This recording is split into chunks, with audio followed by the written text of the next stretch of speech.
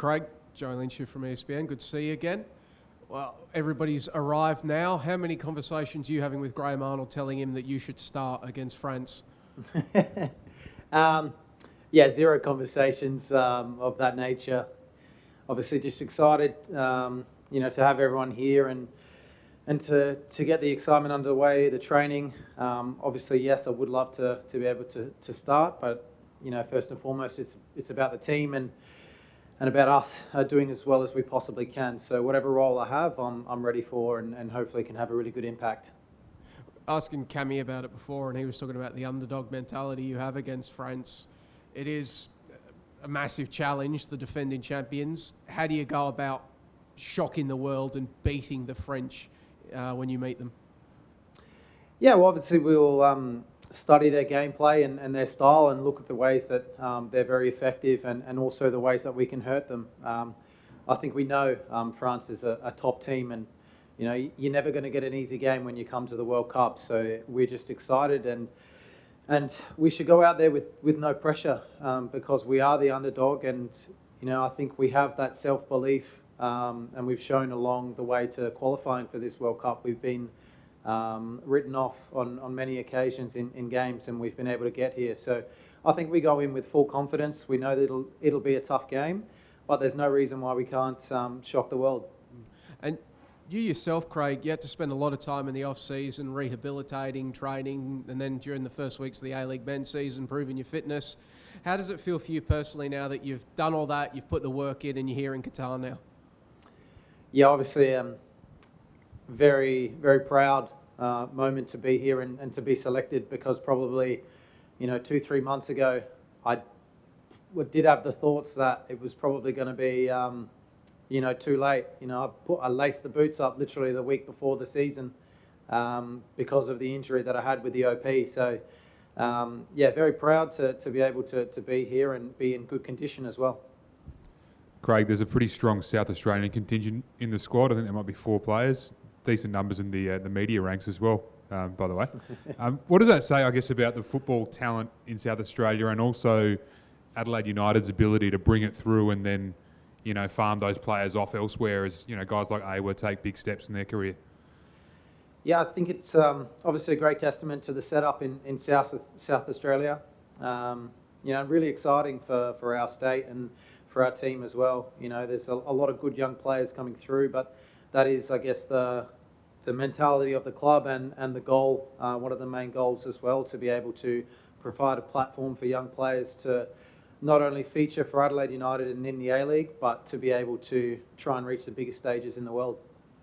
And just yourself, mate, in great form, obviously, at the start of the season for Adelaide United, the left foot is hitting them pretty well. In terms of what you guys can do to try and get past France, they look, in the past, vulnerable on set pieces. Your delivery looks on song at the moment. There's a couple of guys with pretty big frames in terms of Harry Sutar and others who could be, decent targets for you for free kicks and corners and the like. Is that something you're looking at working on? And I guess following on from that, as someone who does like to take set pieces, how tasty is it to have someone like Harry in the box looking for what you're throwing at him?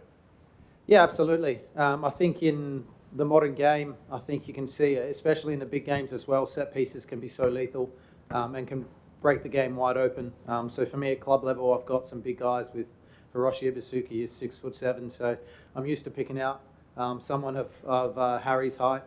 At the same time, we don't want to go into these games and into this competition only being a set piece team. I think we have that quality and we have that outlet, but we want to work really hard at being able to break teams down and being able to get goals from open play as well. Craig, well done on getting here, mate. Thank you. All came good in the end.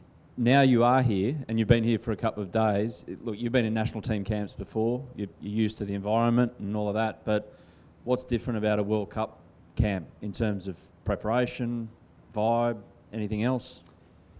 I think the preparation that we do is very much the same. It's a very professional environment, and credit to all the staff that give us everything that we need. But definitely the vibe is just different. When you step off the plane, you see all the World Cup stuff around the airport and all the publicity about it. So it's very exciting. And for me, the most part, I think it's just going to be great when all the games start. Obviously, our games, but the football on 24/7 and the excitement around it. But yeah, it's just obviously a great experience and just looking to enjoy every moment of it. G'day, Craig. In the video that was posted of your chat with Arnie, you're quite bullish, quite passionate about what this squad was capable of and why you shouldn't just settle for getting here. What do you think is capable, what is possible realistically at this tournament?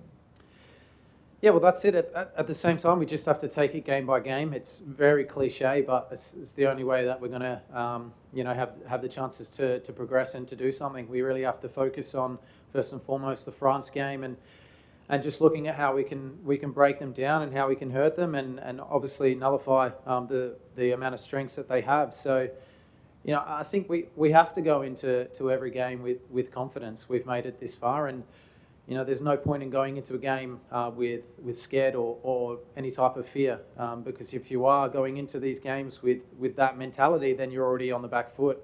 So I think for us, we're used to being in a situation where we are the underdog, and I think that suits us. But at the same time, we have to be brave. We have to be confident, and we have to play with no fear. Is there chat amongst the players about the sort of the big picture goal at this tournament, or is it just focus on France for the first few days? I think that the message from the coaching staff and amongst the playing group is definitely that we don't want to be here just to make up the numbers, and we'll give everything we can to try and achieve something special. But it's definitely focusing on the day-to-day, the week-to-week, and making sure we do the right things, and then come game day, just be prepared to leave everything out on the pitch. I heard you mention the airport, like when it felt like this is different because it's a World Cup and you noticed the kind of the atmosphere at the airport. Have you got? Do you get the chance to kind of leave the Aspire Academy and kind of experience any of what Doha's like outside these walls, or is it just like eat, sleep, breathe World Cup for you guys? I think for the most part it'll be eat, sleep, and breathe. The football side, I don't think we'll have too many chances to go outside. We possibly might have the chance to go out at some point. But I think definitely as the tournament gets closer, when there's a lot more people here and our families come over as well, it'll be definitely a lot more exciting from that part on the outside of what's just in the training camp. Hey, Craig, Clint from Nine here. A relatively new dad. Does your little boy know what Dad's doing right now? Probably not. I would say to some extent he doesn't really know exactly what's going on, but he is coming over, so I'm really looking forward to obviously seeing him and my fiancée Caitlin. So it's going to be very exciting to have them in the fans and to be able to obviously play in front of them, or hopefully play in front of them at a World Cup. And just one more from me. Resilience is often a bit cliche, a buzzword that gets thrown around, but Arnie's mentioned it quite a lot in the lead up to this campaign. How resilient is this squad given what you had to do to get here? I think that word is definitely understated when it comes to this team and what we've had to go through. Obviously, every nation during this World Cup campaign has had a very difficult time with COVID and everything that's gone on.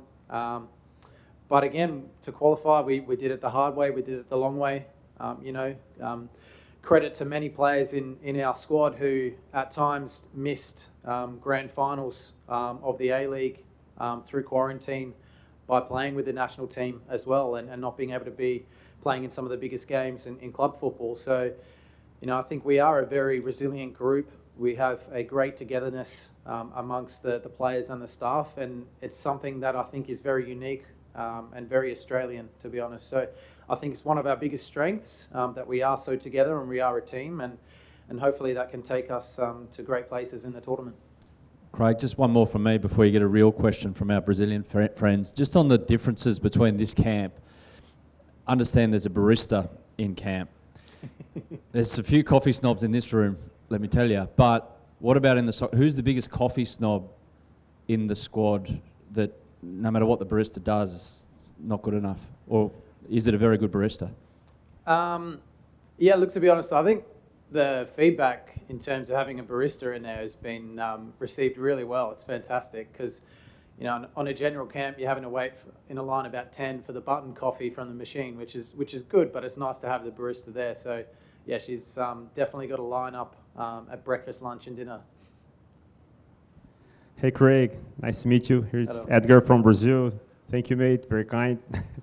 We're making some stories here with different national teams, with players with different multicultural players and different heritage. And Australia is such a rich example of that. With two players, for example, who were born in refugee camps. And I would like to ask you about one of them, Mabil, that you guys go way back, you know each other for a long time. Mm-hmm. What kind of impact do you think it's like having a guy like that with his own journey on the squad? Thank you very much. Yeah, obviously we have a few boys in that, and I think it's amazing to see the multiculturalism we have in Australia and these players coming up through the ranks and you know, I think providing really something different to Australian football as well. For me, in particular, knowing Awa since probably about 2014, playing with him at Adelaide United, it's great to see him doing so well, and it's great to be able to share playing in a World Cup with him as well. Yeah, I think it really is fantastic to see, and you know, it's a great testament, I think, to the country as well to provide a very inclusive environment. Craig, this World Cups in general, adaptability is so important, especially in a World Cup like this with such short turnarounds between games. In the aftermath of the squad's announcement, a lot of analysis on your selection would throw in can also play left back, which is a position you've played at before in your career. Have you had any discussions with Arnie about maybe if the worst happens, you can go in and do a job at left back? No, again, no real conversations in terms of where I'll be playing or in terms of what role. I think that the coaching staff is well across it, know the positions that I can play. And like I said, I'm here and ready to put myself forward to play it wherever I can.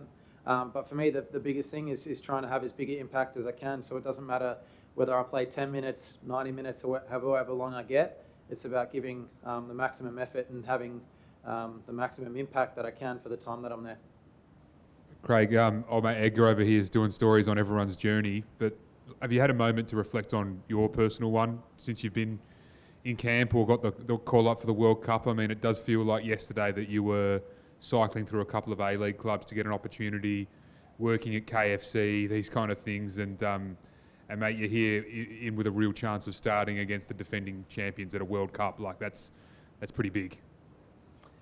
Yeah, absolutely. You know, I think directly after I found out about the selection, there is those emotions that kind of come over you, and you think about, you know, what it's taken to get to where you are. And I said this in another interview. The thing that makes us so together within this group is we had this saying throughout the whole qualifying campaign, and it's many journeys, one jersey.